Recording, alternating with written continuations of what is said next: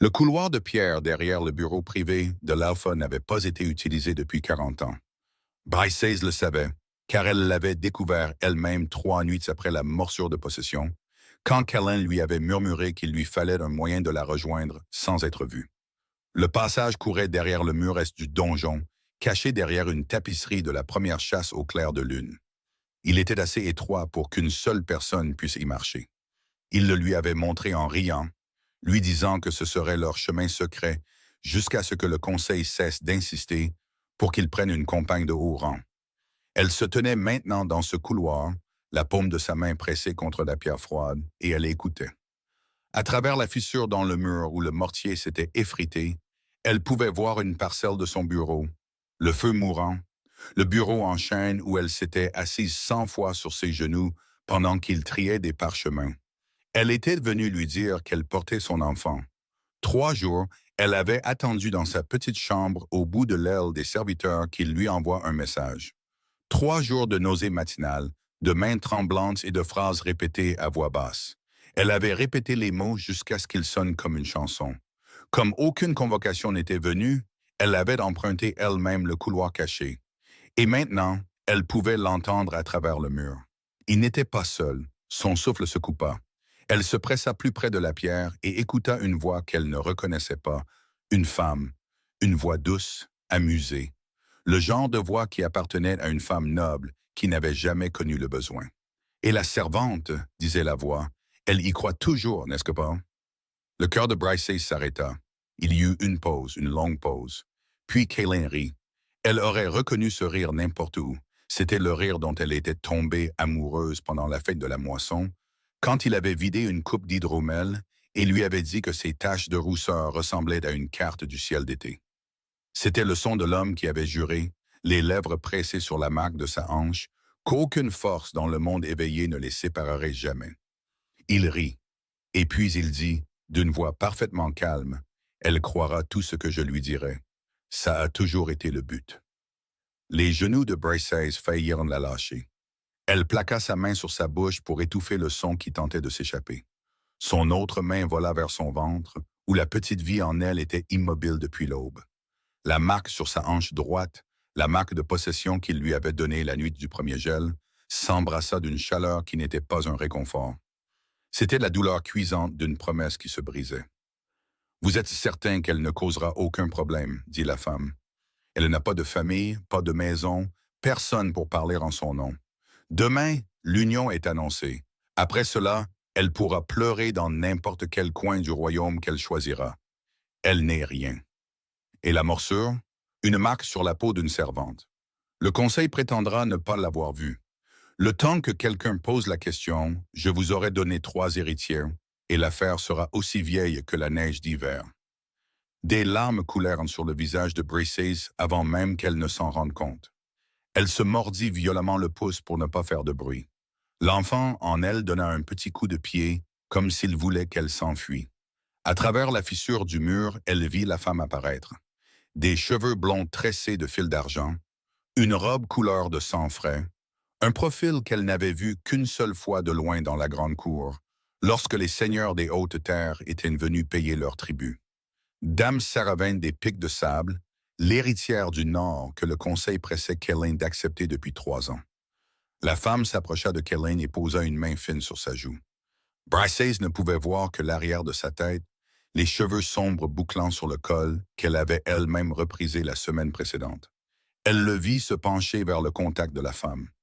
Elle le vit tourner la tête et presser sa bouche à l'intérieur de son poignet, un geste qui, jusqu'à cet instant, n'avait été réservé qu'à Bryce. Un son monta dans sa gorge, elle le ravala. Elle recula du mur et le couloir derrière elle sembla s'étirer et basculer. Et pendant un long moment, elle crut qu'elle allait s'évanouir. Elle ne s'évanouirait pas. Elle ne crierait pas. Elle ne lui donnerait pas le plaisir d'entendre la servante pleurer derrière le mur. Bryce se retourna et repartit par où elle était venue. Ses pieds connaissaient le chemin même, quand ses yeux ne pouvaient voir à travers les larmes. Elle atteignit le panneau à charnière derrière la tapisserie, se glissa à travers et laissa le lourd tissu retomber en place. La route secrète qui leur avait appartenu à tous les deux avait disparu. Elle alla au potager, où le vieux romarin poussait à l'état sauvage contre le mur, et elle s'agenouilla dans la terre, pressa son front contre le sol froid, et ne se permit de pleurer que le temps de compter jusqu'à 100. Quand elle atteignit 100, elle se releva. Elle s'essuya le visage. Elle se rendit à sa chambre et rangea tout ce qu'elle possédait dans un unique sac de lin. Une robe de rechange, un peigne en bois qui avait appartenu à sa mère, une petite boîte en fer d'herbe médicinale, 3 pièces d'argent qu'elle cachait depuis un an, la pierre de rivière plate que Kaylin lui avait donnée la nuit où il lui avait dit qu'elle était sa compagne destinée. Elle la tint dans sa paume le temps d'une longue respiration, puis la posa doucement sur son lit étroit, car elle ne porterait pas ses mensonges un pas de plus. Elle ne se retourna pas. Elle sortit par la porte de la cuisine, passa devant le chien endormi, devant le garçon d'écurie trop somnolent pour lever la tête, passa le mur extérieur et s'enfonça dans les champs noirs au-delà. Le ciel était lourd de nuages. Les premiers flocons d'une neige tardive commençaient à tomber. Elle ne vit pas la silhouette en haut de la tour au-dessus du donjon. Elle ne vit pas la silhouette à la fenêtre de la tour, dont la main était pressée à plat contre la vitre. Elle n'entendit pas le son qui vint de cette tour un long moment après qu'elle eut disparu de la vue, car le vent le porta dans la mauvaise direction. Ce n'était pas un hurlement. C'était un seul mot prononcé par une voix qui se brisa au milieu d'une syllabe, une voix qui ne ressemblait pas du tout à celle qu'elle avait entendue à travers le mur. Au moment où l'aube se leva sur les pics de sable, Bryces était parti, et l'homme qu'elle avait laissé derrière elle n'avait pas bougé de la fenêtre de sa tour, et ses mains étaient pressées contre la vitre, et il n'avait ri de rien depuis 3 jours. Le village de Myrdin se trouvait au fond d'une vallée où 2 rivières se rencontraient, et aucune ne se souvenait laquelle était arrivée la première. Bryces était là depuis une saison entière quand l'épine noire commença à fleurir. Elle était arrivée dans la dernière semaine du dur hiver, sortant d'une tempête de neige avec son ventre déjà arrondi et ses lèvres gercées par le froid. La veuve du meunier, une femme robuste nommée Oksana, qui gardait 3 chiens et leur parlait plus gentiment qu'à la plupart des gens, lui avait jeté un regard et l'avait fait entrer sans poser une seule question. La veuve lui avait donné un bouillon chaud, un lit de paille propre et une couverture de laine qui sentait le cèdre, et elle avait seulement dit « Tu me diras ce que tu veux que je sache quand tu voudras le dire. Le reste, je n'en ai pas besoin. » Bryces avait pleuré dans son bouillon et ne lui avait rien dit. Dans les jours qui suivirent, elle s'était fait appeler Ilva. Elle avait dit au village que son mari était mort d'une fièvre pulmonaire et qu'elle n'avait plus de famille dans le sud. Et les villageois l'avaient cru, car les gens de Myrdin croyaient ce qu'on leur disait, à moins d'avoir une raison de ne pas le faire. En moins d'1 mois, elle était devenue la personne que le village envoyait chercher quand un enfant ne pouvait s'arrêter de tousser, qu'une brebis ne mettait pas bas, ou que la blessure d'un vieil homme commençait à sentir la pourriture. Sa grand-mère avait été la guérisseuse du village où Bryces était né, et Bryces avait appris à ses genoux quelle fleur ouvrait la poitrine et quelle racine ralentissait une blessure qui saignait. Elle avait apporté ce savoir avec elle au donjon quand elle avait 15 ans, et c'était la raison pour laquelle elle avait attiré l'attention de Kaylin le matin où elle avait bandé une entaille sur sa main qu'il s'était faite en s'entraînant avec son capitaine. Elle ne se permettait pas de penser à ce matin-là. Elle pensait plutôt à l'enfant dont les coups de pied s'étaient renforcés à mesure que la neige fondait. Elle pensait au village qui avait décidé de l'apprécier. Elle pensait à la bouilloire sur le feu et au bouquet de menthes sauvages suspendus aux poutres. Elle ne pensait pas à la marque sur sa hanche. Elle l'examinait chaque nuit parce qu'elle ne pouvait pas s'en empêcher, mais elle n'y pensait pas. La marque aurait dû s'estomper. Tous les textes de guérisseurs qu'elle avait lus, tous les contes de vieil hommes, chaque bribe de tradition transmise dans les villages du peuple loup du Sud, tous s'accordaient à dire qu'une morsure de possession rompue par le rejet disparaîtrait en un seul tour de lune.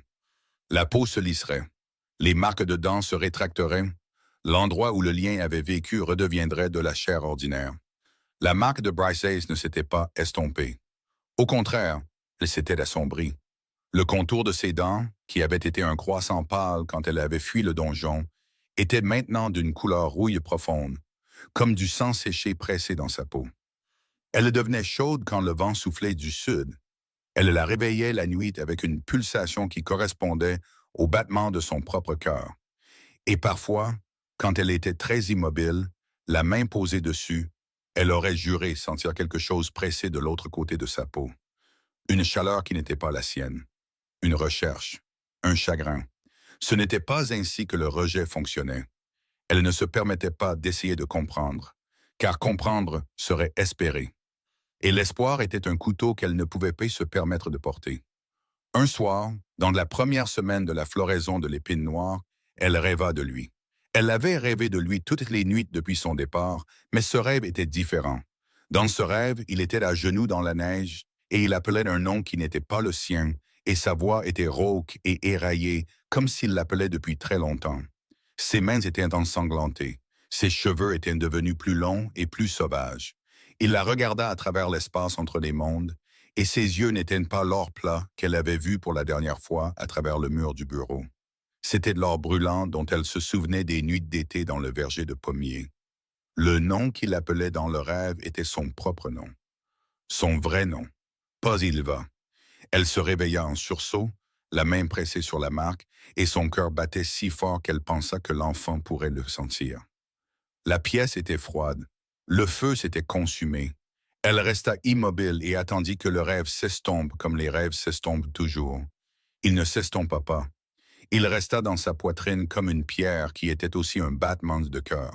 Et pour la première fois, elle s'autorisa la pensée interdite. Et si le lien n'avait pas été rompu du tout? Elle repoussa la pensée. Elle se leva. Elle se lava le visage. Elle attisa le feu. La fille aînée d'Oksana, une fillette tranquille de 7 ans nommée Temi, vint la chercher en milieu de matinée parce que la femme du forgeron avait commencé ses douleurs plus tôt que prévu. Bryce passa la meilleure partie de la journée à aider un bébé qui se présentait par le siège à venir au monde et à recoudre la mère ensuite.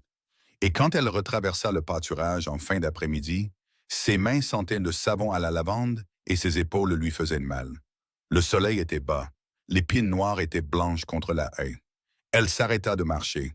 Elle ne savait pas pourquoi elle s'était arrêtée. Quelque chose en elle, quelque chose de plus ancien que la pensée, s'était immobilisé. Sa peau était devenue froide à l'arrière de son cou. La marque sur sa hanche brûlait. Elle tourna lentement la tête et regarda vers la lisière de la forêt. Les arbres au bord du pâturage étaient vieux, plus vieux que le village lui-même, et les ombres entre eux étaient profondes. Pendant un long moment, elle ne vit rien. Seulement l'obscurité verte entre les troncs. Seulement le vent qui passait dans les nouvelles feuilles. Puis le vent changea. Et des ombres sous le plus vieil arbre, une paire d'yeux s'ouvrit. Ce n'étaient pas des yeux d'animal. Ce n'étaient pas des yeux humains. Ils étaient d'or, un or qu'elle connaissait. Et ils la regardaient directement, et ils ne détournèrent pas le regard. L'enfant dans son ventre donna un coup de pied, un seul, sec, et Bryce, seul dans le pâturage, les cheveux encore humides de la longue naissance, et les mains sentant la lavande, comprit avec une certitude qui la vida de l'intérieur qu'on l'avait trouvée. Elle ne courut pas. Sa grand-mère lui avait appris il y a longtemps que lorsqu'un loup vous observe depuis les arbres, on ne court pas, car courir apprend au loup que vous êtes une proie. On marche le dos droit et la respiration régulière, et on ne regarde pas par-dessus son épaule, et on ne laisse pas le loup voir sa main trembler. Alors, Bryce marcha. Elle descendit la pente jusqu'à son cottage. Elle ouvrit la porte, elle la referma derrière elle.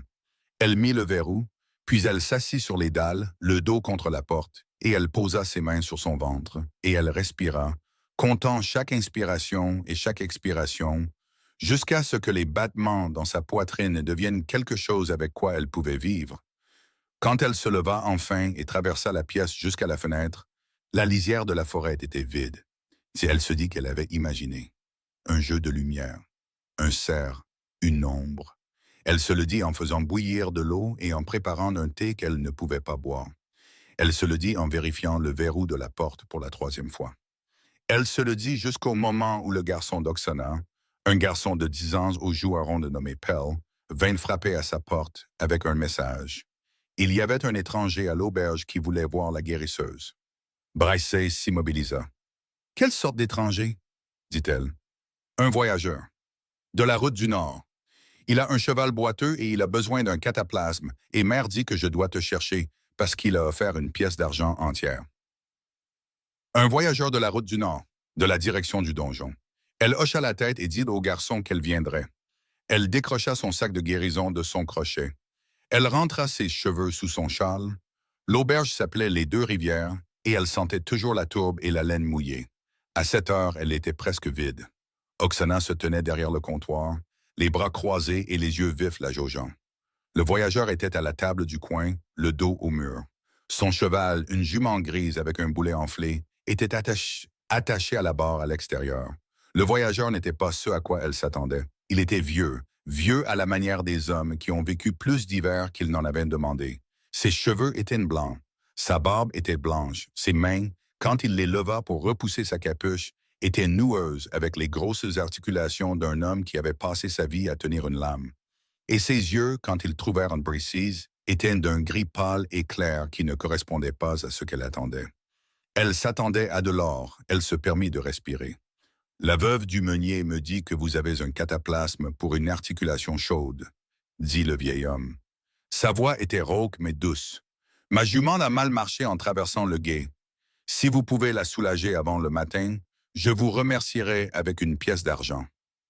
Pas besoin d'histoire, dit Briseis. Laissez-moi voir la jambe. Elle sortit avec lui, s'agenouilla à côté de la jument et passa ses mains sur le boulet enflé. Le cheval était en assez bonne santé. Il hocha la tête en signe de remerciement et lui donna une pièce d'argent avant même qu'elle n'ait fait le travail, ce qui la fit le regarder une seconde fois. « Où voyagez-vous » demanda-t-elle. « Vers le sud. Loin des hautes terres, il ne reste plus rien pour moi là-bas. »« Les hautes terres, répéta-t-elle. Les pics de sable. » Il observait son visage en disant cela, à la manière d'un homme à qui on avait dit exactement quoi chercher et qui vérifiait sa liste. Les choses ne vont pas bien là-haut, et ce depuis longtemps. Je ne suis pas les nouvelles des seigneurs des hautes terres. Aucune raison que vous le fassiez. Il caressa le cou de sa jument. Mais on dit que l'alpha est devenu étrange. On dit qu'il n'a pas dormi depuis le premier gel. On dit qu'il a démoli l'ailesse de son propre donjon avec ses mains parce qu'une servante y avait ri une fois, et il ne pouvait supporter d'entendre le silence là où son rire avait été. Le souffle de Briseis s'arrêta. « D'étranges histoires, dit-elle, des histoires plus étranges encore. On dit qu'il a envoyé des cavaliers dans chaque village de 4 royaumes, et que chaque cavalier porte le dessin du visage d'une femme, et que chaque cavalier a l'ordre de rapporter des nouvelles d'elle et de ne pas la toucher, car l'alpha a juré que tout homme qui poserait un doigt sur elle serait déchiqueté de sa propre main. » Le vieil homme garda sa voix douce. On dit que la femme a une petite cicatrice en croissant sur sa tempe gauche. On dit qu'elle fredonne en travaillant. On dit qu'elle a l'habitude de poser sa main sur sa hanche droite quand elle réfléchit, comme si quelque chose là la troublait. La main de Briseis était sur sa hanche droite. Elle ne s'en était pas rendue compte. Elle la baissa lentement. Et on dit, continua le vieil homme, que l'alpha l'appelle par un nom que personne au donjon n'a jamais entendu. Il l'appelle Petite Étoile, et quand il ne peut pas dormir, c'est-à-dire toutes les nuits, il se tient à la fenêtre de la tour et il dit le nom à voix haute dans l'obscurité, parce que le loup en lui croit que s'il le dit assez de fois, elle l'entendra où qu'elle soit. Le silence dans la cour de l'auberge était immense. Briseis ne sentait plus ses propres doigts. « Qui êtes-vous » dit-elle, et sa voix ne ressemblait pas à la sienne. « Mon nom est Svacil. J'ai d'abord prêté serment au père de l'Alpha avant la naissance de l'Alpha. J'ai servi les pics de sable pendant 51 ans. » Il ne bougea pas. Il ne tendit pas la main vers elle. « Je ne suis pas ici pour te ramener, enfant. Il ne sait pas que je t'ai trouvé. Il ne sait pas que je cherchais. Je suis venu seul et je suis venu parce que je devais te dire une chose qu'il ne pourra jamais te dire lui-même. Et je devais te le dire avant que quelqu'un de pire que moi ne te trouve. »« Quelle chose ?» murmura-t-elle. Vassil ouvrit la bouche pour répondre, et de la route derrière l'auberge, en direction de la forêt, la jument leva la tête, plaqua ses oreilles et roula des yeux blancs, et un son s'éleva des arbres, qui n'était le son d'aucun animal que Briseis avait jamais entendu dans cette vallée. C'était le son d'une grande chose qui courait. Une grande chose qui courait très vite. La main de Vassil alla à sa ceinture. « Ils m'ont suivi, dit-il, et toute la douceur avait disparu de sa voix. « Oh, enfant, pardonne-moi. Ils m'ont suivi. » Vassil bougea plus vite qu'un vieil homme n'aurait dû pouvoir le faire. Il avait attrapé le coude de Briseis avant qu'elle ne comprenne pleinement ce qui se passait. Il la guida à travers la porte de l'auberge et dans la petite arrière-salle où la veuve gardait ses bons tonneaux. Il ferma la porte. Il fit glisser le verrou. « Assieds-toi, dit-il. »« Qui vous a suivi » Assieds-toi, enfant. S'il te plaît, nous avons un peu de temps, et je vais utiliser ce que j'ai pour te dire ce que tu dois savoir. Elle ne s'assit pas. Elle se tenait la main pressée contre le tonneau le plus proche et son autre main pressée contre son ventre. Dites-le-moi maintenant, dit-elle. Le son dans les arbres est une meute de 6, dit Vassil. Pas des loups des pics de sable. Ce sont des chasseurs d'une maison qui a payé beaucoup d'argent pour des nouvelles d'une servante disparue. Et j'ai été suivi hors des hautes terres par un homme que j'aurais dû tuer il y a 2 nuits. Je pensais l'avoir semé sur la route du sud. Je me suis trompé. Pourquoi me cherche-t-il? Parce que Dame Saravane ne peut pas se permettre que tu sois en vie. Le nom frappa Briseis comme de l'eau froide. Elle s'assit sur le tabouret bas à côté du tonneau sans le vouloir. Vassil s'agenouilla devant elle, lentement. Écoute-moi, dit-il, je n'ai qu'une seule histoire à raconter, et j'ai besoin que tu la croies du premier coup. La nuit où tu as quitté le donjon, tu as entendu l'alpha prononcer des mots dans son bureau, tu l'as entendu rire, tu l'as entendu parler de toi comme si tu n'étais rien. Elle hocha la tête. Ce n'était pas lui. Elle le fixa. Je veux dire que l'homme que tu as entendu parler portait de la peau de l'alpha, mais son esprit n'était pas le sien. Et je vais te dire ce qu'on lui a fait. Et quand j'aurai fini, tu sauras pourquoi il n'a pas dormi depuis le premier gel. Parlez clairement, murmura-t-elle. La mère de Dame Saravane était une sorcière des pics de sable avant de se marier dans la noblesse du Nord. Pas une guérisseuse comme toi ou ta grand-mère. Un art différent. Un art plus ancien. Les yeux pâles de Vassil ne quittèrent pas les siens. La nuit avant que tu n'empruntes ce couloir caché, Dame Saravane s'est assise en face de l'alpha à une table dans son bureau, et elle lui a versé une coupe de vin, et elle a mis une petite épingle en argent sur le bord de la coupe, une épingle qui était dans sa famille depuis 6 générations, et elle a prononcé un mot dessus que personne en dehors de sa lignée ne se souvient comment dire. Quand l'alpha a bu, l'épingle lui a pris quelque chose. Pas sa vie, pas sa force, sa voix. Les lèvres de Briseis s'entr'ouvrirent. Elle a appris sa voix pour une nuit et un jour entier, continua Vassil. Et pendant que sa voix lui appartenait, elle l'a portée comme un manteau. Elle se tenait dans son bureau sous une forme qui lui ressemblait pour tout œil qui regardait trop vite. Elle parlait à son propre reflet dans le long miroir près du feu, jouant les deux rôles. Et elle l'a fait assez fort, et assez longtemps, et avec assez de ses habitudes de langage pour que quiconque se tenant derrière le mur dans le passage caché entende la voix de l'alpha dire des mots que l'alpha n'avait jamais dit. Briseis fit un bruit. Elle ne savait pas quel bruit. Elle savait que tu écoutais, enfant. Elle connaissait l'existence du passage. Une de ces femmes t'a vu te glisser derrière les tapisseries 6 semaines auparavant. Et elle planifiait cela depuis ce jour. Elle voulait que tu entendes la pire chose qu'une femme puisse entendre dans la voix de l'homme qu'elle aime.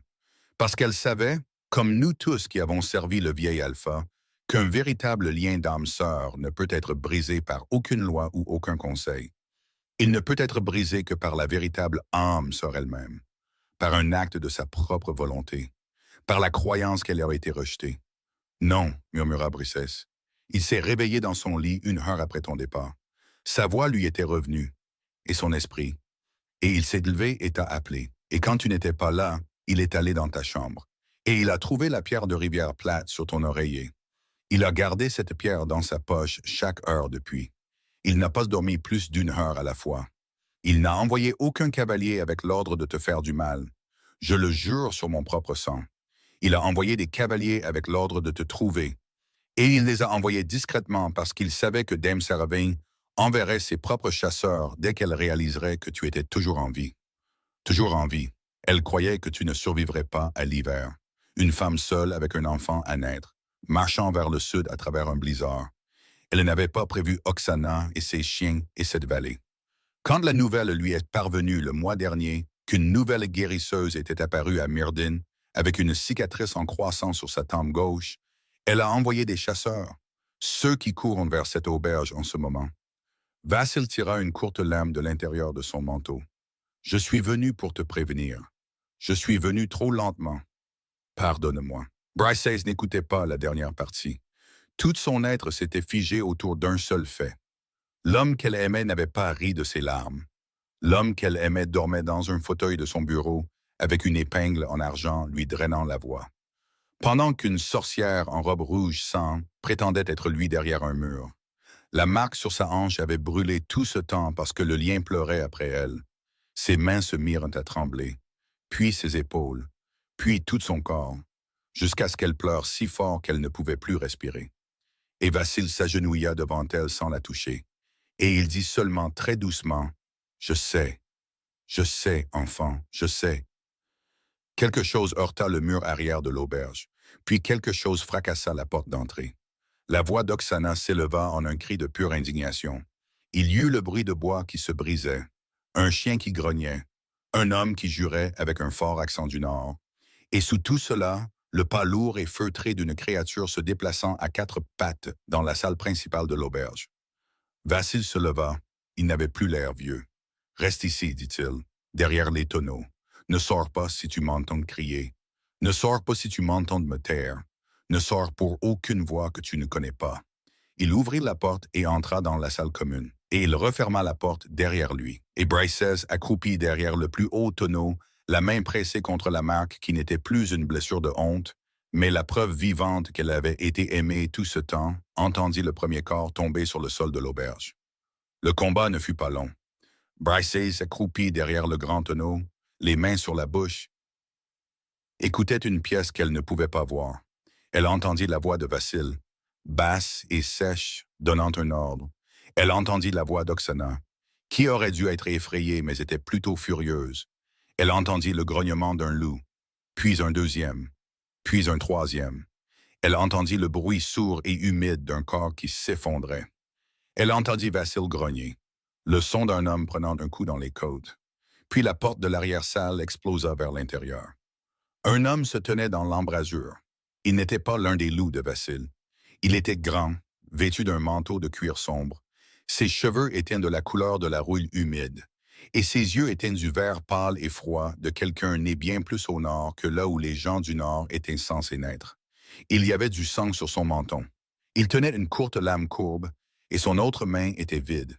Et il souriait. « La veuve du meunier est plus coriace qu'elle n'en a l'air, dit-il, avec un accent que Brices n'avait entendu qu'une seule fois auparavant. Et le vieil homme est plus lent qu'il ne l'était. » Brices ne bougea pas, ne pouvait pas. La chose dans l'embrasure la vit. Son sourire s'élargit. « Sors de là, petite étoile, dit-il, et elle sentit le nom atterrir comme une gifle, car c'était le nom que seul Kaelin avait jamais utilisé pour elle. Et cet homme n'y avait aucun droit. J'ai une longue route à faire pour retourner au pic, et je préférerais ne pas avoir à te traîner. » Il fit un pas dans la pièce. Brices ne sortit pas. Quelque chose se passait dans sa poitrine. Ce n'était pas de la peur. C'était différent. Une immobilité qui partait dessous son sternum et se propageait vers l'extérieur, le long de ses bras et jusqu'à l'arrière de son cou. Et c'était chaud. La chaleur de s'asseoir trop près d'un feu, la chaleur de poser sa main sur une bouilloire qui est sur le point de siffler, la chaleur de quelque chose qui dormait en elle depuis très longtemps et qui venait d'ouvrir un œil. Elle avait déjà ressenti cela. Elle l'avait ressenti quand elle avait 8 ans. Le jour où sa grand-mère avait posé une main sur son front dans le cottage sombre de son enfance et avait dit de cette voix particulière qu'elle utilisait quand elle nommait quelque chose qui devait être nommé. « Tu es comme moi, enfin, quand on a amené. Tu es plus que comme moi, mais tu vas me promettre tout de suite que tu ne le montreras jamais à personne. Tu vivras plus longtemps si tu ne le montres jamais. » Brices avait promis, elle avait gardé cette promesse pendant 20 ans. L'homme dans l'embrasure fit un deuxième pas vers elle. Brices se leva. Elle sortit de derrière le tonneau et fit face à l'homme avec sa lame courbe, et elle sentit la chaleur dans sa poitrine monter dans sa gorge et descendre dans ses mains et dans ses pieds et dans son ventre, où l'enfant écoutait. Et elle ouvrit la bouche. Moham, Josh bouche, non pas pour parler, mais parce que la chose en elle avait besoin d'une issue. Ce qui sortit de sa bouche ne fut pas un son. Ce fut un silence. Chaque son dans la pièce disparut. Le crépitement du feu de l'auberge, la respiration de l'homme à la lame, le vent dans le chaume, son propre battement de cœur. Tout devint silencieux et le silence n'était pas une absence. C'était une présence. C'était le silence que sa grand-mère avait créé dans le cottage sombre, le jour où elle avait redressé le bras cassé d'un enfant sans le toucher. L'homme dans l'embrasure ouvrit la bouche. Aucun son n'en sortit. Ses yeux s'écarquillèrent. Il leva sa main libre vers sa gorge. Il essaya encore et encore, rien ne vint. Et puis il essaya d'avancer, et son pied ne sut pas où était le sol. Il chancela. Sa lame glissa de ses doigts et heurta les dalles. Il tomba à un genou. Il n'était pas inconscient. Il était simplement arrêté. Briseis baissa les mains. Le silence se leva. Le son revint en force dans la pièce. Elle fixa ses propres mains. Sa grand-mère ne lui avait jamais appris ce que cela. Sa grand-mère lui avait appris les petites choses, des choses utiles. Sa grand-mère ne lui avait jamais appris comment prendre la voix et la volonté d'un homme adulte de son corps et le poser sur le sol comme s'il était une lampe qu'on avait portée dans une pièce silencieuse. À travers la porte ouverte, elle pouvait voir dans la salle commune. Oksana était par terre, se tenant les côtes, vivante. 3 loups sombres gisaient morts entre les tables. Un 4e essayait de se relever et échouait. Vassil était à un genou, le flanc trempé de rouge et sa lame toujours à la main, fixant Briseis, ses yeux pâles plus écarquillés qu'elle n'avait jamais vu les yeux d'un homme. « Enfant », murmura-t-il. L'enfant dans son ventre donna un petit coup de pied. Et puis, de quelque part au-delà de l'auberge, de plus loin qu'elle n'aurait pu imaginer que quoi que ce soit puisse être entendu, un hurlement s'éleva dans la soirée. Ce n'était pas un hurlement de chasseur. C'était le son d'un loup qui venait de trouver la chose qu'il avait cherchée pendant toute la longue saison froide. C'était le son d'un loup qui était encore à 1 heure de distance. C'était le son d'un loup qui n'allait pas s'arrêter de venir. Briseis traversa la pièce jusqu'à Vassil. Elle s'agenouilla à côté de lui. Elle pressa ses mains sur son flanc et elle sentit la chaleur la traverser pour entrer en lui. Son saignement ralentit. Sa respiration s'apaisa. « Il arrive », murmura Vassil. « J'ai entendu. » « Enfant. » Vassil attrapa son poignet avec une poigne étonnamment forte. « Quand il arrivera, quelle que soit sa forme, quel que soit l'aspect de ses yeux, tu le reconnaîtras. Fais confiance à ce que tu sais. Ne fais pas confiance à ce que tu vois. Pourquoi ne ferais-je pas confiance à ce que je vois? Parce qu'il avait été trop longtemps sans sommeil et trop longtemps sans toi. Et la chose qui passera cette porte ne ressemblera pas à l'homme qui s'est assis avec toi dans un verger de pommiers. Tu devras regarder au-delà de la forme. » Elle hocha la tête. Dehors, le premier bruit de sabot sur la route du Nord atteignit l'auberge. Pas un cheval, plusieurs. Cela prit 37 minutes. Briseis compta parce qu'il n'y avait rien d'autre à faire de ses mains. Elle avait fini avec les côtes de Vassil. Elle avait vérifié Oksana qui était meurtrie, furieuse et refusait de s'allonger. Elle avait traîné l'homme aux cheveux roux et le seul loup survivant dans la cave et avait verrouillé la porte. À 37 minutes, les bruits de Kobo atteignirent l'oreille du village. À 38, ils s'arrêtèrent à la porte de l'auberge. À 39, quelque chose descendit de cheval. Le son que cela fit en touchant le sol était plus lourd qu'un homme en bottes. À 4 pattes, à 40, la porte de l'auberge s'ouvrit. Le loup qui entra dans les 2 rivières était de la taille d'un grand loup, mais il ne se déplaçait pas comme un loup. Il se déplaçait comme un homme qui a été forcé dans la forme d'un loup et ne se souvient plus comment en sortir. Chaque patte se posait avec l'hésitation d'une créature pensant à la patte avant de l'utiliser.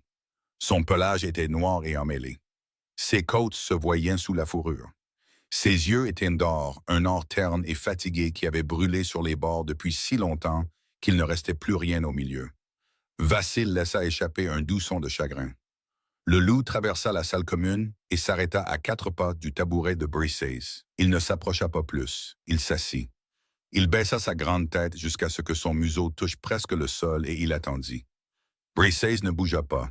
Elle regarda la créature devant elle. Elle regarda au-delà de lui, à travers lui, en lui.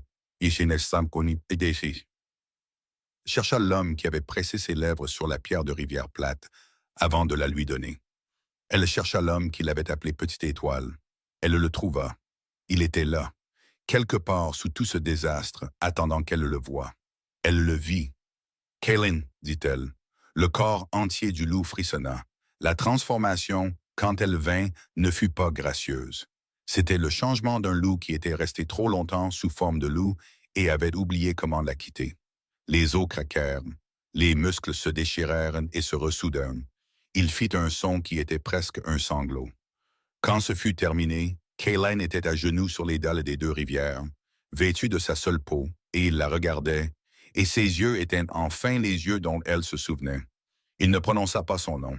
Il la regarda comme si prononcer son nom pouvait la briser. Vassil se leva avec un grognement, ôta son manteau et le posa sur les épaules de Kaylin sans un mot. Puis il alla dans la cuisine, ferma la porte, et Oksana le suivit. Bryce Sayes ne se leva pas de son tabouret. « Tu étais là, dit-elle. Dans le bureau, c'était ta peau, mais ce n'était pas ta voix. Ce n'était pas moi. Je t'ai entendu rire. Non. Kaylin, sa voix se brisa. Je t'ai entendu. Je suis resté derrière le mur pendant une demi-heure et je t'ai entendu. Je sais ce que tu as entendu. Sa propre voix était rauque, la voix d'un homme qui avait crié dans le vent pendant très longtemps. J'ai entendu chaque mot à nouveau chaque nuit depuis, parce que mon loup ne me laissera pas l'oublier. Et je te le dis maintenant, petite étoile, que je me couperai la langue avant de te dire ces mots ou de les dire à ton sujet ou en ta présence.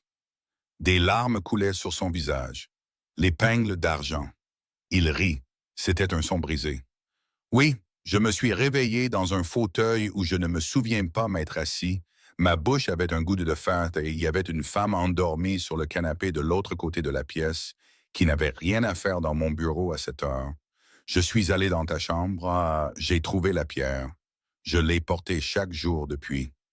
Il fouilla dans le manteau que Vassil lui avait donné. Il en sortit une pierre de rivière plate et grise, lisse comme un souffle retenu, et il la posa sur les dalles entre eux. Elle regarda la pierre. Tout son chagrin éclata dans sa poitrine. « Je pensais que tu t'étais moqué de moi, murmura-t-elle. Je sais. Je pensais que j'avais été une idiote pour chaque mot gentil que j'avais jamais cru. Je sais. Je pensais que notre enfant allait grandir avec une mère qui devait mentir sur son père. » Kaylin s'immobilisa complètement. « Notre enfant, dit-il. Elle n'avait pas voulu le dire comme ça. Elle avait voulu le dire tendrement, au coin du feu. Au lieu de cela, elle le dit à un homme à genoux, dans un manteau emprunté dans une auberge de campagne. Et quand elle entendit sa propre voix prononcer les mots, elle se mit à pleurer pour de bon. Kaylin bougea. Il ne la pressa pas. Il traversa l'espace entre eux à genoux, lentement, et il s'arrêta à ses pieds, et il ne la toucha pas. Il posa son front contre son genou. Il enroula un bras autour de son mollet. C'était tout. Il posa simplement sa tête contre son genou et il respira. Elle passa sa main dans ses cheveux. C'était la première fois qu'elle le touchait depuis son départ. Il fit un son. Elle fit un son. « Je t'aime », dit-elle au sommet de sa tête, car elle ne le lui avait jamais dit à voix haute, pas une seule fois. « Je t'aime, Kaylin. J'ai essayé d'arrêter et je n'ai pas pu. » Petite étoile, dis-le. « Je t'aime. Je t'aime depuis le matin où tu as bandé ma main et m'as grondé pour m'être entraîné sans mes gardes. Je t'ai aimé à travers le sommeil drogué et la voix brisée et chaque heure passée à croire que tu étais morte dans un fossé quelque part à cause de moi. Je t'aime maintenant. Je t'aimerai à travers ce qu'il reste de moi et il n'en reste pas grand-chose. Mais chaque morceau de ce qui reste est à toi. » Elle glissa du tabouret et sur le sol avec lui. Ils se serrèrent dans les bras. Ils se serrèrent comme des survivants d'un naufrage se serrant sur une plage. Il posa sa main sur son ventre. L'enfant bougea contre sa paume. Il fit un son qui n'était pas tout à fait humain, et il pressa sa bouche contre la courbe de son ventre à travers le lin de sa robe. Et elle sentit ses larmes sur sa peau à travers le tissu. Finalement, Vassil vint à la porte de la cuisine et s'éclaircit la gorge. Kaylin leva la tête. « Quoi? » dit-il. « Un cavalier est arrivé derrière toi, mon alpha, du sud. Elle portait un message que tu dois avoir avant la fin de l'heure. »« Quel message? » ?»« Dame Saravin a pris le donjon il y a 3 jours. Elle s'est assise sur ton haut siège et t'a déclaré mort de folie. Elle a mis le conseil enchaîné. Elle a mis la maisonnée enchaînée. Elle a fait savoir que tout loup qui répond encore à ton nom sera pendu avant la prochaine lune. » Bryce sentit Kaylin se raidir contre elle. « Il y a plus, mon alpha. Parle. » « Elle a ta sœur. » Kaylin ne bougea pas. Il ne parla pas. Le son qui monta dans sa gorge était bas et terrible et pas le son d'un homme. Pas encore, mais presque. Il tourna son visage dans l'épaule de Bryce et la serra, et il dit dans le creux de son cou, d'une voix devenue calme, froide et sûre, « Alors nous partons ce soir. » Ils quittèrent les 2 rivières avant le lever de la lune.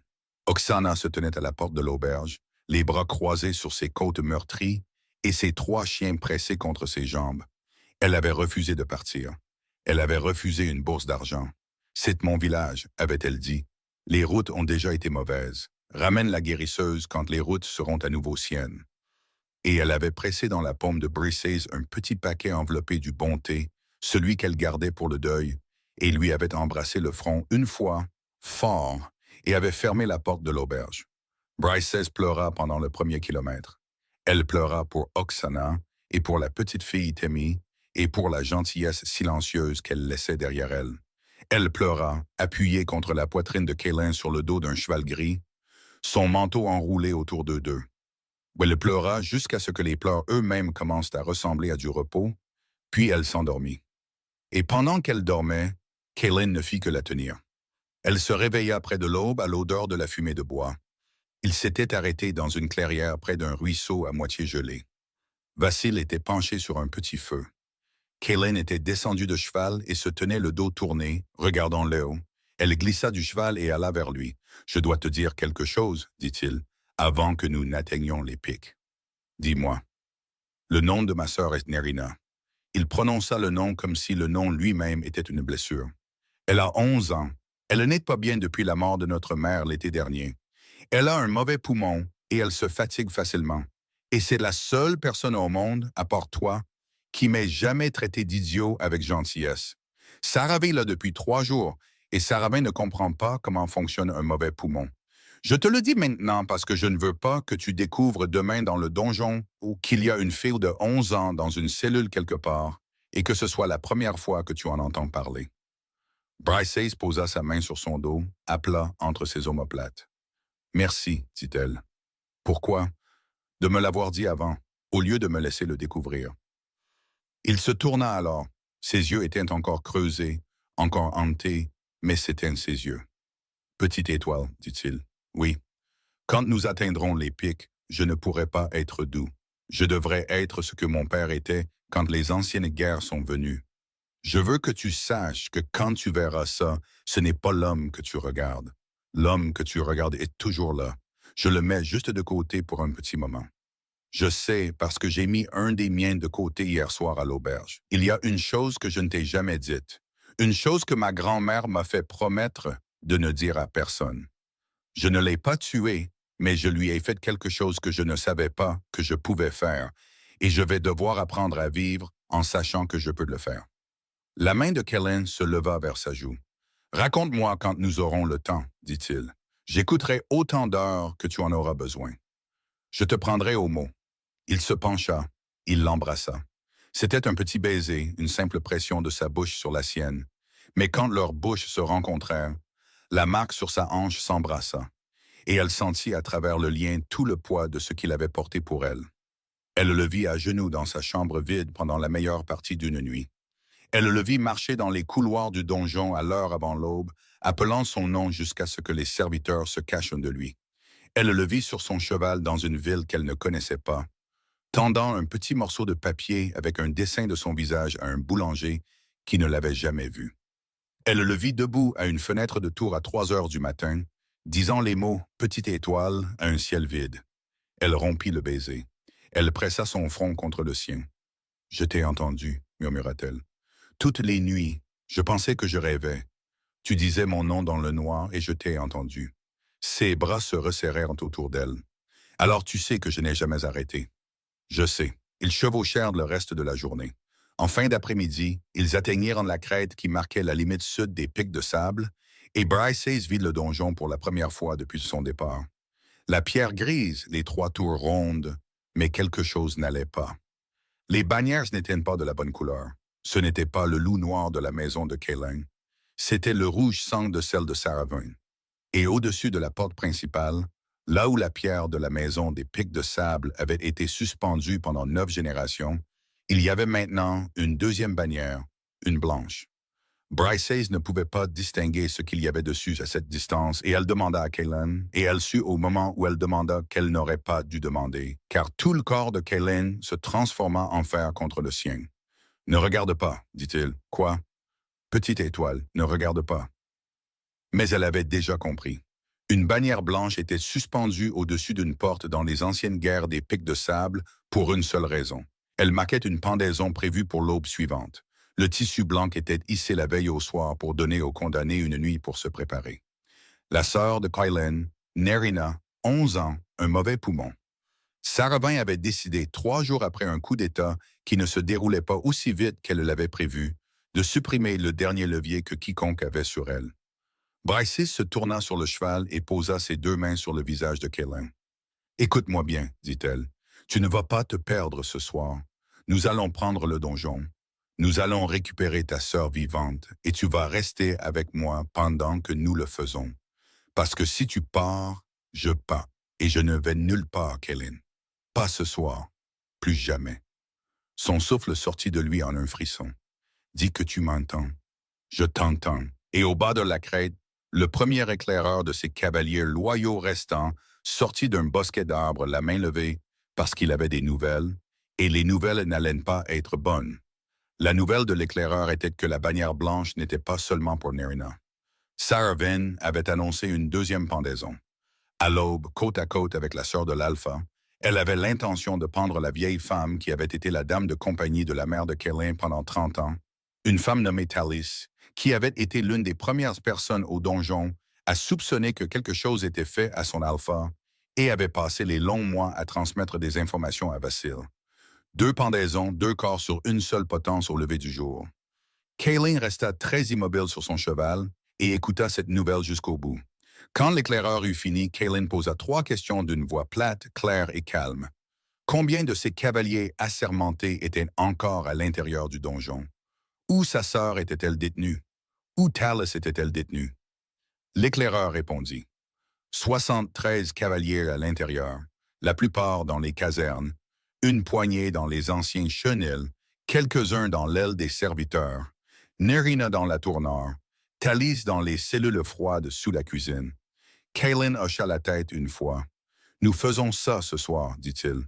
Mon Alpha, il reste encore 3 heures avant le coucher du soleil. Si nous attendons la nuit complète, nous doublons nos chances.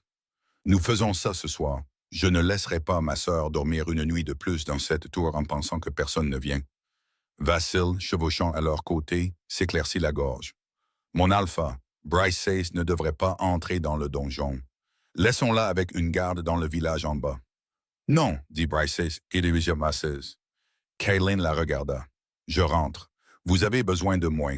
Si les poumons de votre sœur sont mauvais et qu'elle a passé 3 jours dans une cellule de pierre, elle aura besoin d'une guérisseuse dans les 10 minutes qui suivent l'ouverture de cette porte. » La mâchoire de Kylen se contracta. « Elle a raison, dit Vassil doucement. Je sais qu'elle a raison. » Ils planifièrent l'attaque dans l'appentis d'une cabane de berger. Vassil avait porté une carte approximative du donjon dans son manteau, pliée tant de fois que les plis étaient translucides. Il la posa sur le sol en terre battue et alourdit les coins avec des pierres. Le plan était simple, comme le sont les plans désespérés. Vassil mènerait 12 cavaliers à la poterne de la cuisine, verrouillés par un peigne qui pouvait être soulevé de l'intérieur par une pierre spécifique dans le mur extérieur. Il prendrait les cellules froides et libérerait Thalis. 2 cavaliers la guideraient à l'extérieur. Kylen prendrait 20 cavaliers pour la tour nord, entrant en loup par une brèche dans le mur extérieur, brisé par un éboulement il y a 12 ans et jamais correctement réparé. Une brèche que les gardes du nord de Saravin ne connaissaient pas. Bryces irait avec Kylen. Elle attendrait dans l'ombre du mur extérieur jusqu'à ce que le signal vienne. Sa mission était Nerina. Rien d'autre. Elle ne devait engager aucun soldat, ne pas ralentir pour aucun blessé, ne pas se retourner pour aucune voix qui l'appellerait. « Et Dame Saravin ?» demanda l'un des cavaliers. Kylen ne leva pas les yeux de la carte. « Je m'occuperai d'elle quand ma sœur sera en sécurité. » Ils se mirent en mouvement à la dernière heure bleue avant le coucher du soleil. L'approche par l'éboulement fut lente. Kylen porta Bryces sur les 20 dernières pièces de la pente brisée sous sa forme humaine.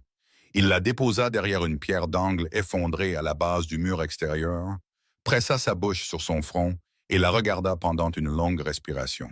« Si quelque chose tourne mal, si tu m'entends t'appeler pour que tu t'enfuis, tu t'enfuis. Tu ne viens pas me chercher. Promets-le-moi. » Elle ne promit pas. Elle l'embrassa à la place. Il ferma les yeux un instant. Puis il se transforma en loup entre un pas et le suivant, et les 20 loups derrière lui se transformèrent aussi. et qu'ils disparurent, grimpant le mur et passant par-dessus dans un flot noir et silencieux. Briseis attendit. Les deux cavaliers avec elle, un jeune homme nommé Brands et une femme aux cheveux gris nommée Otey, s'accroupirent de chaque côté d'elle. L'enfant dans son ventre bougeait en cercle lent. La marque sur sa hanche était chaude et constante. Elle entendit le premier cri de l'intérieur du donjon. Elle entendit un loup grogner et un homme crier, et quelque chose de lourd tomber. Elle entendit un petit son aigu comme une cloche de signal. 3 coups, pause, 3 coups, et la tête d'Ali se leva, et Ali dit « C'est notre tour ». Ils bougèrent, la poterne était ouverte. Un cavalier qu'elle ne connaissait pas la tenait. Ils passèrent, montèrent les escaliers de pierre derrière la tour nord, passèrent au gauche, avancèrent devant deux formes affalées sur les pierres que Briseis ne se permit pas de regarder, montant encore et encore jusqu'à ce qu'ils atteignent le palier à l'extérieur de la cellule où Kellen se tenait sous sa forme humaine, avec la porte déjà ouverte et ses mains rouges jusqu'aux poignets. À l'intérieur de la cellule se trouvait un lit étroit. Sur le lit se trouvait une fille. Elle était très petite. Ses cheveux étaient sombres comme ceux de Kellen. Ses lèvres étaient bleues sur les bords. Ses yeux étaient fermés. Kellen avait les mains sur ses épaules. « Nerina. Nerina, petite louve. Nerina, je suis là. » Briseis alla vers le lit. Elle posa sa main sur la poitrine de Nerina. Elle ferma les yeux. Elle trouva le poumon, le mauvais, celui qui avait lutté pendant 3 jours dans le froid. Elle trouva l'endroit où le souffle se bloquait. Elle y envoya de la chaleur, lente et patiente, comme sa grand-mère le lui avait appris. Le souffle de Nerina hoqueta, se stabilisa, s'approfondit. Le bleu commença à quitter ses lèvres. Ses yeux s'ouvrirent. Elle leva les yeux vers son frère et dit, d'une petite voix sèche, « Tu as mis le temps. » Kaelin fit un son qui était à moitié un rire et à moitié un sanglot. Puis une troisième voix parla de l'embrasure de la porte. Comme c'est touchant. Briseis se tourna. Dame Saravine se tenait dans l'embrasure de la cellule. Elle n'était pas vêtue de la robe rouge sans du bureau, mais de cuir de combat. Et dans sa main droite, elle tenait une arbalète déjà armée, et le carreau sur cette arbalète n'était pas un carreau ordinaire. La pointe était en argent pâle et sculptée, et Briseis, qui avait été la petite fille d'une guérisseuse assez longtemps pour savoir à quoi ressemblaient des runes anciennes gravées dans l'argent, comprit dans une respiration ce qu'elle regardait. Ce n'était pas destiné à Kellen. Le carreau était plus épais qu'un carreau de chasse, plus large. Il avait été fait pour quelque chose de spécifique. Il était destiné à l'enfant dans le ventre de Briseis. Saravine sourit. « Bonjour, petite étoile, » dit-elle. « J'attendais avec impatience de te rencontrer correctement. » Et son doigt se resserra sur la gâchette de l'arbalète. Briseis bougea. Il n'y avait pas de temps pour réfléchir. Elle se plaça entre l'arbalète et le lit où gisait Nerina, et elle leva les mains devant son ventre, et elle ouvrit la bouche, et le silence sortit d'elle pour la 2e fois en 2 jours. Le silence était plus grand cette fois. Il déferla d'elle en une vague qui remplit la cellule, et tout à l'intérieur de la vague s'arrêta. Le carreau resta suspendu en l'air. Le doigt de Saravine, déjà pressé sur la gâchette, ne compléta pas le mouvement. Ses yeux s'écarquillèrent encore plus, puis cessèrent de bouger. Pendant une longue respiration, la cellule fut une peinture figée. Briseis la tenait. Elle n'avait pas su qu'elle pouvait tenir une pièce entière auparavant. Tenir une pièce lui demandait plus. Elle pouvait sentir la chaleur dans sa poitrine se transformer en feu, et le feu en quelque chose de dangereux. Et elle comprit d'une nouvelle manière ce que sa grand-mère avait voulu dire. Ce n'était pas seulement que les autres la craindraient, le don prendrait d'elle si elle en utilisait trop à la fois. « Kellen » dit-elle, et même prononcer son nom demandait un effort. « Le carreau !» Kellen traversa la cellule en un pas. Il arracha l'arbalète des mains gelées de Saravane. Il attrapa le carreau en l'air, il se tourna et pressa les deux dans les mains tremblantes de Briseis. Elle ferma ses doigts autour du carreau d'argent. Elle laissa le silence s'en aller. Saravane chancela alors que le monde revenait à elle, et le cri qui sortit d'elle n'était pas un mot, seulement un son. Le son qu'un faucon fait quand un filet tombe sur lui. Elle se jeta sur Kellen avec les 2 mains courbées comme des griffes, et Kellen attrapa ses poignets sans effort, la fit tourner et la plaqua face contre le mur de pierre. « Nerina, » dit Kellen assez calmement, « ferme les yeux. » Nerina ferma les yeux. Kellen ne tua pas Saravine. La tuer serait une miséricorde. Kellen n'était pas d'humeur à faire des miséricordes. Il lui tira les poignets derrière le dos et les lia. Il lia ses chevilles. Il la bâillonna avec une lanière de ses propres cuirs de combat. Puis il la souleva, sans douceur, et la déposa dans le coin de la cellule sur les dalles. Tu seras emmené dans la salle du conseil, dit-il. Tu t'assiéras sur le siège des témoins. Tu entendras chaque accusation lue. Tu entendras la dame de compagnie de ma mère témoigner. Tu entendras Vassil témoigner. Tu entendras la maisonnée que tu as emprisonnée témoigner. Tu entendras la servante que tu as essayé de tuer témoigner.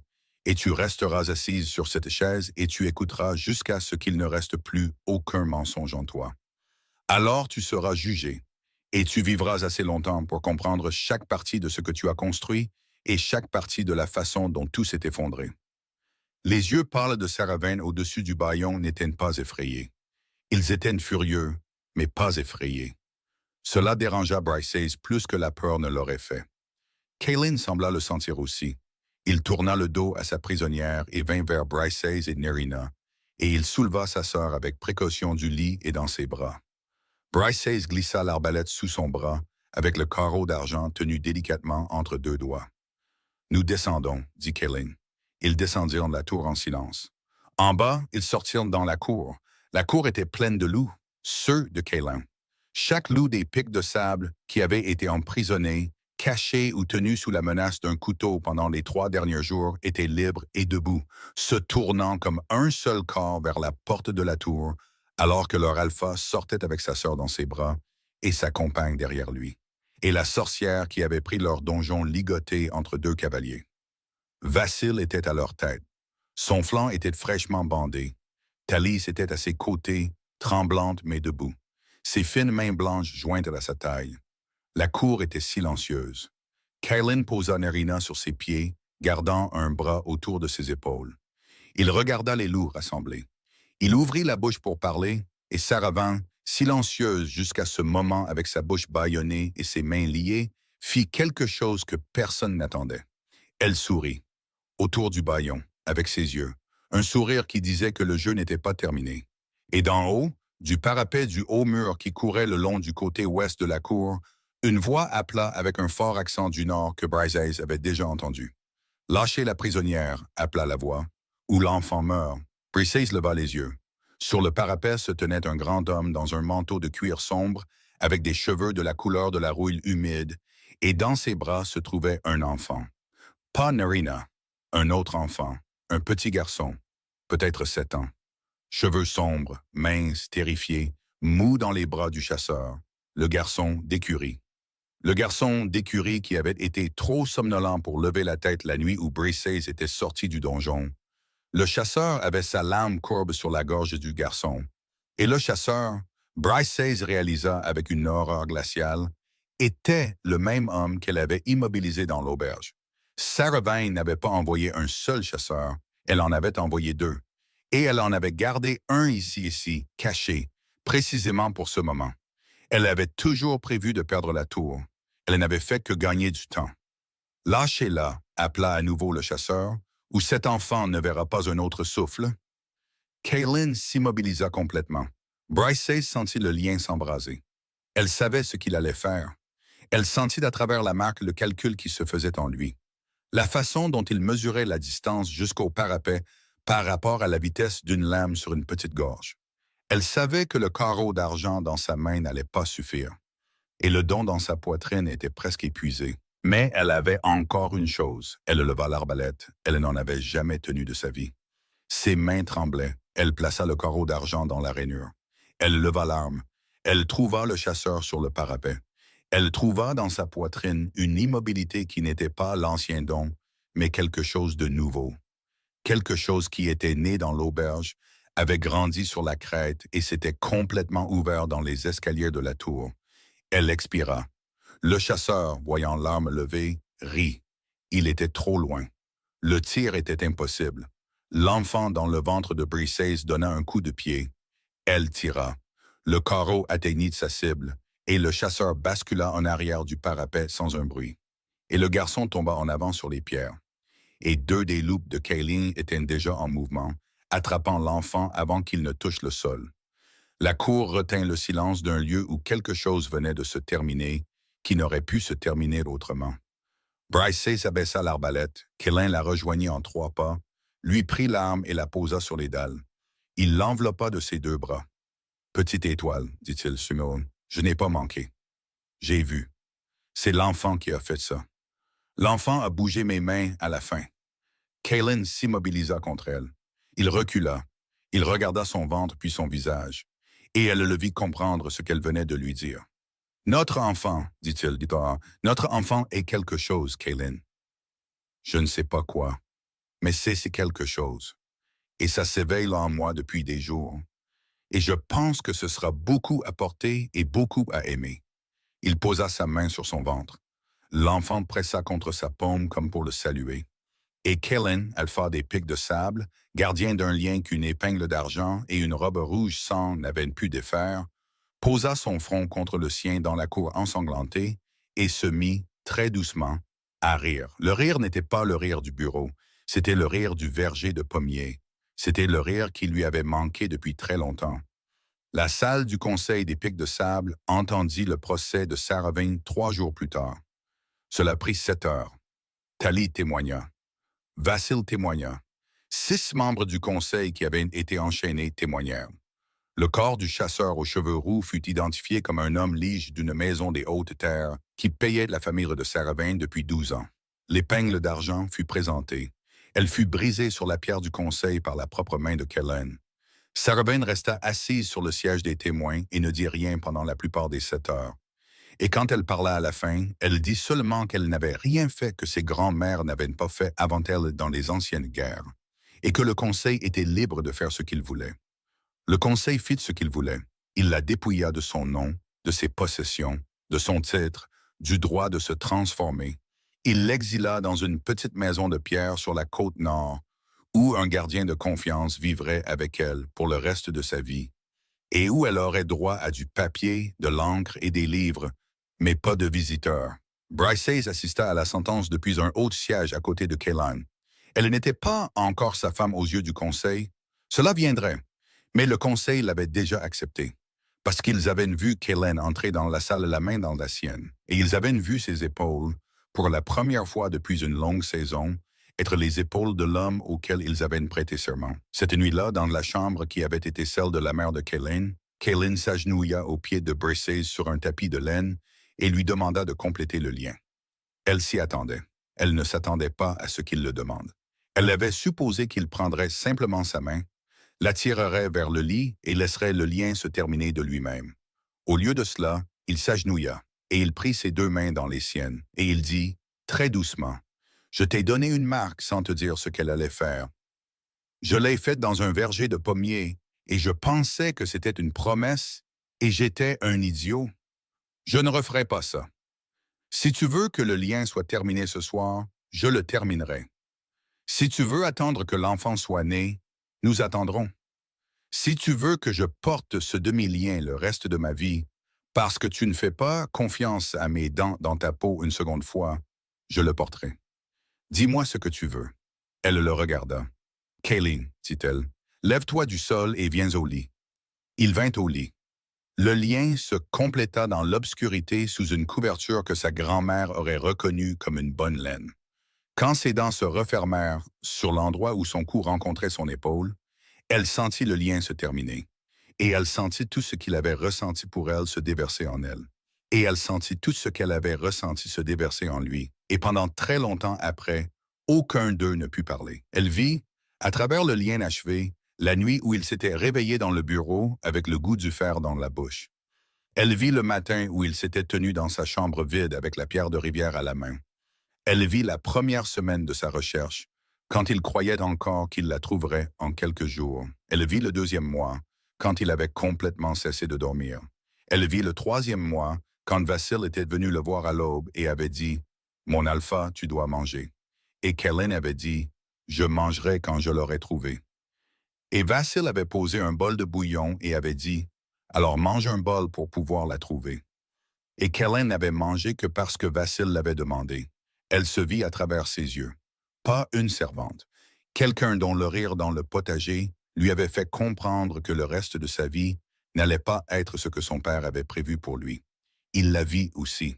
Il vit la floraison de l'épine noire. Il vit les chiens d'Oksana. Il vit la petite fille Tammy avec sa main tranquille dans celle de Briseis. Il vit le pâturage au coucher du soleil et les yeux dans les arbres. Il vit la cave de l'auberge et l'homme aux cheveux roux sur les dalles. Il comprit à quel point elle avait été courageuse de se relever de ce long chagrin et de marcher vers lui malgré tout. Ils dormirent après. Pour la première fois depuis une longue saison, Kaylin dormit toute la nuit. La reconstruction du donjon prit le printemps et la moitié de l'été. Le poumon de Nerina, avec les tisanes de Briseis et la main de son frère dans ses cheveux chaque nuit pendant 1 mois, guérit mieux qu'il ne l'avait été depuis la mort de leur mère. Talis reprit son poste avec une dignité si féroce que personne n'osa mentionner les cellules froides. Vassil reçut l'ancien cortège d'invités près du verger de pommiers en récompense.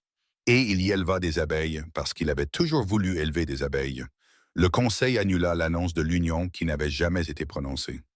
Les bannières des pics de sable furent remises au-dessus de la porte.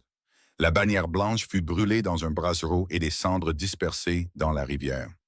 À la fin de l'été, par une nuit chaude où les étoiles étaient épaisses et des grillons bruyants, Briseis entra en travail. L'accouchement fut long. Oksana, qui était montée de Myrden expressément pour cela, tenait l'une de ses mains. Talis tenait l'autre. Kaylin faisait les 100 pas. Près de l'aube, Briseis donna naissance à une fille. La fille avait les cheveux sombres de Kaylin et les mains de Briseis. Et quand elle pleura pour la première fois, la marque sur la hanche de Briseis pulsa une fois, puis se tut pour la première fois en 1 an. Parce que le lien s'était entièrement et finalement installé à l'endroit qu'il avait essayé d'atteindre. Kaylin s'agenouilla près du lit. Il regarda sa fille, il regarda sa compagne. Quand il parla enfin, il dit « Comment l'appelons-nous » ? « J'y ai pensé, dit Briseis. Je veux l'appeler par un mot que ma grand-mère utilisait quand elle était contente de quelque chose de petit. Un mot simple. Je veux qu'elle ait un nom qui lui rappelle qu'elle vient d'une femme qui vivait dans un cottage aux toits de chaume dans une vallée où 2 rivières se rencontraient et qui était aimée par un homme qui aurait abattu le ciel pour la trouver. Dis-moi le mot. Table. Il rit. C'était le rire du verger de pommiers. Diablé des pics de sable, dit-il. Oui, petite étoile, oui. Il se pencha sur le lit et pressa sa bouche sur le front de Briseis, puis sur le front de leur fille, puis sur la marque sur la hanche de Briseis qui avait été une blessure de honte pendant une saison, une lanterne au printemps et en été, et qui était maintenant enfin une cicatrice d'argent silencieuse. Dehors, au-delà de la fenêtre de la tour où il s'était tenu pendant la longue nuit à dire son nom dans le noir, la première lumière de l'aube atteignait les pics. Ce n'était pas le hurlement de nombreux loups qui marquait le matin, c'était le son d'un vieil homme dans un cottage à côté d'un verger de pommiers, allumant un feu dans son foyer pour chauffer de l'eau pour le thé et fredonnant pour lui-même l'air d'une chanson que les pics de sable n'avaient pas entendue depuis 51 ans. L'air que sa propre mère lui fredonnait quand il était enfant. L'air qu'un homme fredonne quand le monde s'est enfin remis en ordre. Merci beaucoup d'avoir écouté. J'espère que cette histoire vous a plu.